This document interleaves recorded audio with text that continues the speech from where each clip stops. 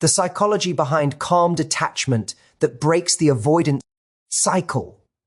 There comes a moment in every pattern where you stop fighting for someone to understand you and instead you rise into a version of yourself that refuses to negotiate your worth. Calm detachment isn't passive. It isn't cold. It isn't a game. It is the moment you finally stop confusing emotional labor with emotional connection. It's when you recognize that caring deeply does not require you to abandon yourself. People who lean avoidant are not triggered by your anger. They're triggered by your emotional presence, because presence requires reciprocity, and reciprocity requires vulnerability.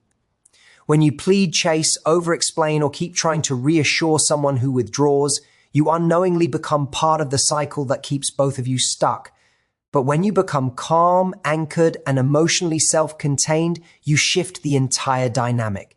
You remove the pressure they have built their defenses around, and suddenly they're left alone with the very feelings they have been running from. Calm detachment comes from self-trust. It's the inner knowing that you don't need to force anything that's right for you. You stop reacting to inconsistency and start responding to reality. You stop trying to decode mixed signals and start honoring your own clarity. You stop negotiating with someone's avoidance and you start choosing environments where connection isn't a battle, but a natural exchange. This kind of detachment doesn't punish anyone. It simply removes you from emotional chaos. You stop reaching for someone who only reaches back when you're slipping away. And when you do, something powerful happens. Their internal alarms go off.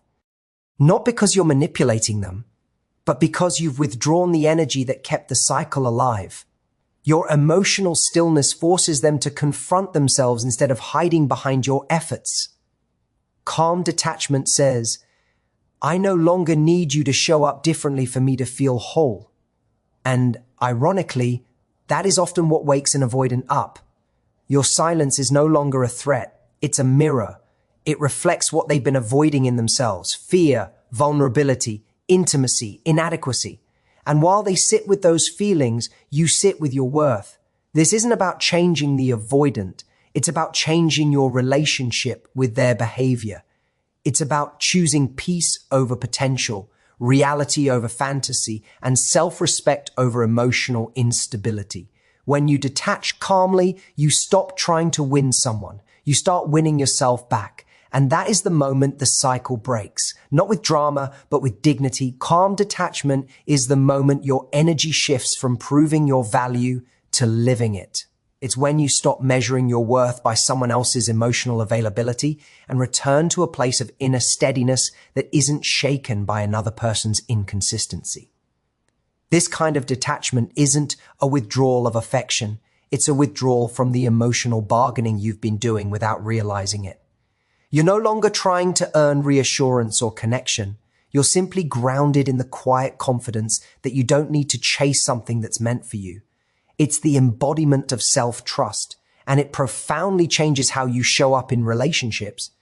For a long time, you may have believed that if you gave more, explained more, stayed patient longer, and stretched yourself thinner, the other person would finally understand your heart. But that belief puts all the power outside of you. It turns you into someone who performs for love instead of receiving it naturally. Calm detachment breaks that mindset.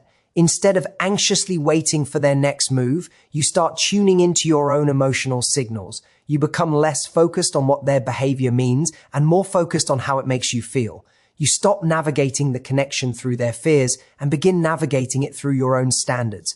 This shift is powerful because it comes from a deeper sense of self-trust. You begin to trust your perception. When something feels off, you don't gaslight yourself into believing it's fine. You trust your boundaries. When something hurts you repeatedly, you don't justify it as just their style. You trust your intuition. When the connection starts feeling one-sided, you don't cling. You get curious about what's best for your emotional well-being. This doesn't create distance, it creates clarity. And clarity is what calms your nervous system and breaks your dependency on someone else's validation. Calm detachment also changes how you respond to emotional triggers. Instead of reacting impulsively or trying to fix the situation immediately, you give yourself space to breathe, observe, and assess what's really happening. You're no longer emotionally hostage to their avoidance, inconsistency, or silence. You don't personalize their distance, and you don't internalize their struggles as evidence that you're unworthy. You understand that someone else's emotional limitations are not a measure of your value. So you respond with emotional maturity rather than emotional urgency. As you deepen into this state, you stop explaining yourself to someone who has no intention of listening. You stop giving emotional CPR to a connection that only comes alive when you're the one doing all the work. You shift from how do I keep them close to does this closeness feel safe for me? That is the essence of self-trust. Recognizing that your emotions, your needs, and your peace matter just as much as the connection itself. The beauty of calm detachment is that it doesn't require a confrontation. You don't need to announce anything or prove anything. Your energy speaks for you. You communicate through your choices, your boundaries, and your presence or your absence. And in that shift, you reclaim the emotional power you once gave away. Avoidant individuals are often misunderstood. Many people assume that their withdrawal is a reaction to anger, criticism, or rejection, but in reality, avoidants are triggered by emotional intensity, not emotional distance. When you overinvest, over-explain, or chase someone who is naturally avoidant, you create the very pressure they are wired to escape. It's not about you doing something wrong. It's about their internal system being hypersensitive to emotional closeness and the vulnerability it requires.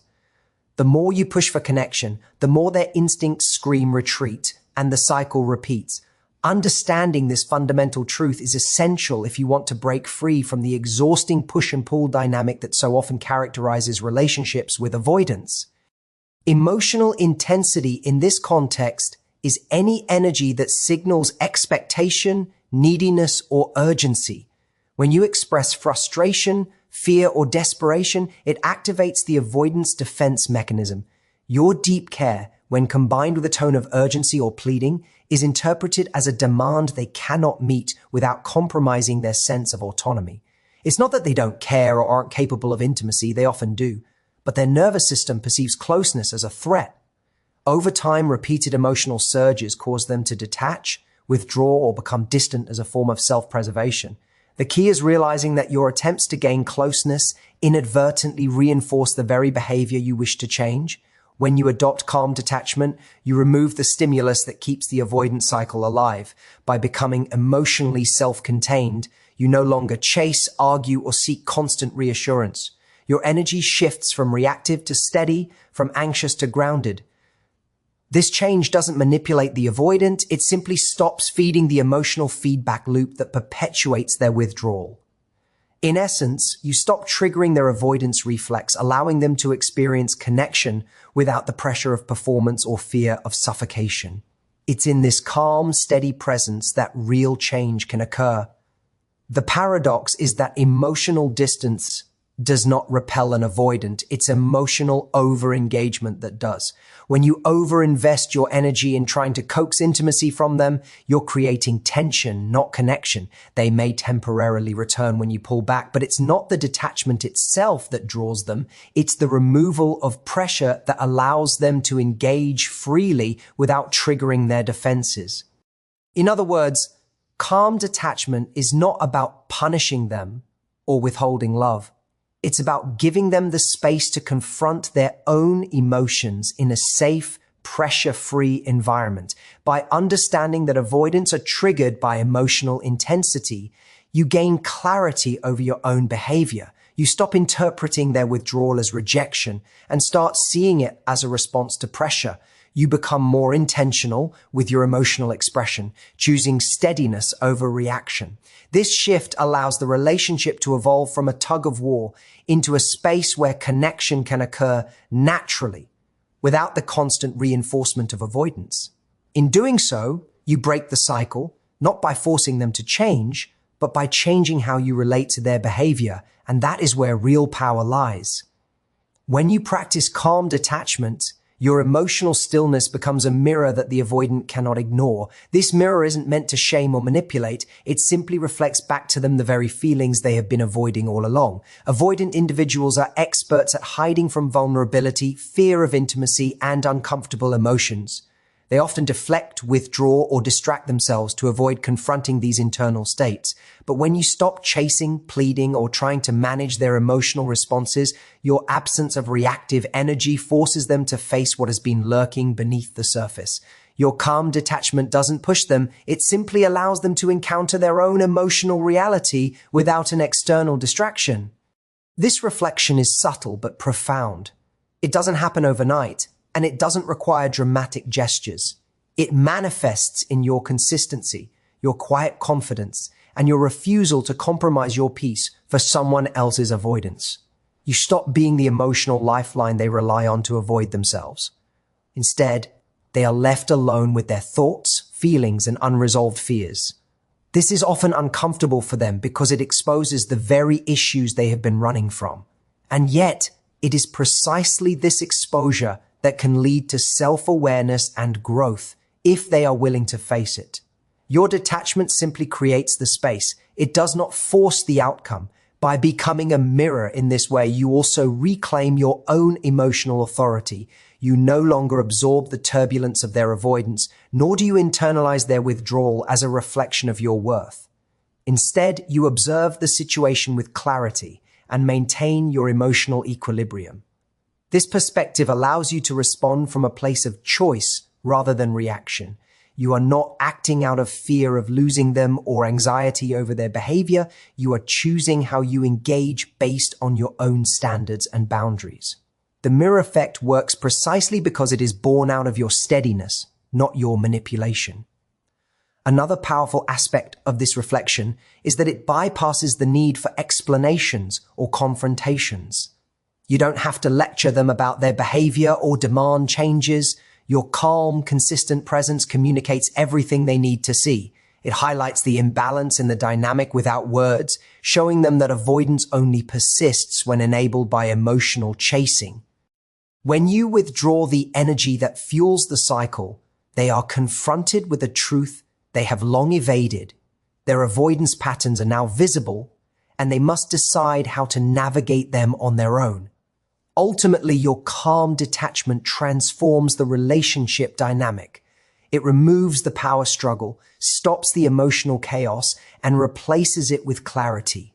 You are no longer entangled in a cycle of pursuit and retreat, and they are no longer distracted from facing themselves. In this space, growth becomes possible for both parties, but only because you have chosen to honor your own stability and self-respect.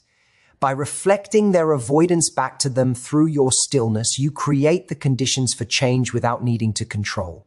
And in doing so, you reclaim the emotional power you once handed away. Calm detachment has the power to completely reset the dynamic with an avoidant partner, but it does so in a way that is subtle, deliberate, and rooted in self-respect rather than manipulation. When you are caught in the push and pull of an avoidance behavior, it often feels like the relationship is dictated by their whims, their distance, and their unpredictability. You may find yourself reacting constantly, sending messages, over-explaining, seeking reassurance, or adjusting your own behavior to accommodate theirs. Each reaction reinforces the cycle, giving them the unconscious message that withdrawal and inconsistency are acceptable because you will continue to chase. Calm detachment interrupts that pattern by shifting your energy from reactive to proactive, from anxious to grounded. This shift doesn't require confrontation or dramatics. It is enacted through the choices you make every day, choosing not to chase when they withdraw, choosing not to justify yourself unnecessarily, choosing to prioritize your peace over their avoidance. In this way, you reset the emotional rhythm of the relationship. Instead of reacting to every pullback or withdrawal, you respond from a place of clarity and composure. Your energy no longer fuels their defensive patterns. Instead, it communicates an unspoken truth. Your connection with them is valuable, but your self-worth is non-negotiable. This clarity often creates a subtle but profound impact on the avoidant because it removes the familiar push and pull energy they're accustomed to. Boundaries are central to this reset. Calm detachment is not about punishing the avoidant or withholding love as leverage. It is about establishing a standard for how you allow yourself to be treated. When you honor your own emotional needs and maintain steady boundaries, you shift the power dynamic. You stop being the person who adjusts to their avoidance and start being someone whose presence is steady, predictable, and independent of their fluctuations. This consistency contrasts sharply with the chaos of chasing and over-investing, forcing the avoidant to either step up or accept the distance you create. Either way, you are no longer trapped in their cycle. You are operating on your terms. Another important aspect of resetting the dynamic is emotional response. Calm detachment allows you to respond thoughtfully rather than react impulsively. You observe their behavior without internalizing it or taking it personally. You no longer attempt to fix the situation or manipulate outcomes. Instead, you focus on your own emotional reality, how you feel, what you need, and what aligns with your values. This conscious, measured approach diffuses the tension that previously escalated every interaction and replaces it with grounded composure. Over time, this composure communicates to the avoidant that connection can exist without drama or pressure, creating space for a healthier relational pattern. Finally, this reset works because it operates from dignity rather than desperation. The avoidant is confronted not with criticism or ultimatums, but with an unshakable standard. You respect yourself and your emotional well-being above all. Your calm detachment shifts the relationship from a tug of war into a space where connection can occur naturally and sustainably rather than through emotional highs and lows. In essence, you reclaim your own power, redefine the rules of engagement, and break the cycle, not by forcing change, but by living in alignment with your own stability and self-respect. Breaking the avoidance cycle begins with a fundamental shift in perspective, choosing peace over potential. Too often, people remain caught in relationships with avoidance because they are seduced by what could be rather than what is. They focus on the potential for love, connection, or change, convincing themselves that if they just try harder, the avoidant will show up fully. This mindset keeps them trapped in a loop of disappointment, anxiety, and emotional overinvestment. Choosing peace over potential means deciding that your emotional well-being is not negotiable and that your time, energy, and self-respect are far more valuable than chasing a connection that remains inconsistent or one-sided. When you make this choice, you stop tolerating behaviors that undermine your sense of safety and stability. You stop clinging to promises, excuses, or sporadic displays of affection. You begin to see the relationship clearly. The avoidance patterns are not your fault, and their behavior does not define your worth. Instead of obsessing over fixing the dynamic or waiting for them to change, you focus on creating a life that feels grounded and whole, regardless of whether they are present or not. This shift is empowering because it removes the emotional weight of their avoidance from your shoulders and places it back where it belongs, with them. Choosing peace over potential also transforms how you interact with the avoidant when they do appear. You are no longer chasing them or reacting out of fear of loss. You engage from a place of calm awareness, not desperation. You can express your needs and boundaries without fear of pushing them away because your connection with yourself is stronger than your dependence on their validation. The relationship, if it continues, evolves into a more balanced dynamic. If it doesn't, you are prepared to release it without guilt or self-blame. In either scenario, you maintain your dignity and emotional sovereignty.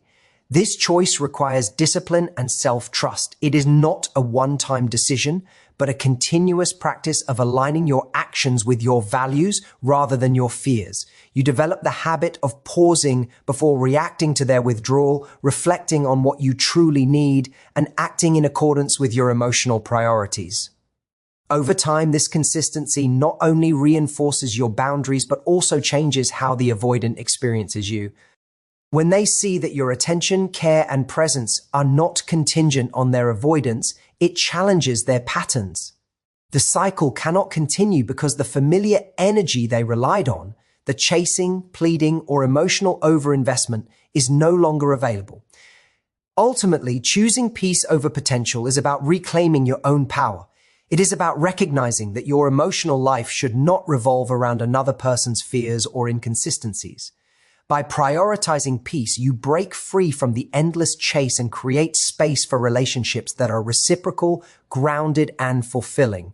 The avoidance cycle is disrupted not through conflict, manipulation, or pressure, but through the unwavering commitment to your own well-being. This is the moment when the dynamic shifts. You stop trying to win someone over and start winning yourself back. And in doing so, you open the door to healthier, more authentic connection, whether with them or without them. In closing, calm detachment is not about pushing someone away.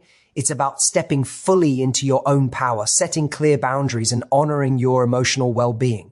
By trusting yourself, responding with clarity, and choosing peace over the uncertainty of potential, you break the patterns that keep both you and the avoidant stuck, creating space for authentic connection or the freedom to move forward.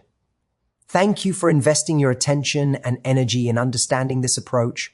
May you leave today with greater self-respect, emotional clarity, and the confidence to navigate relationships on your own terms.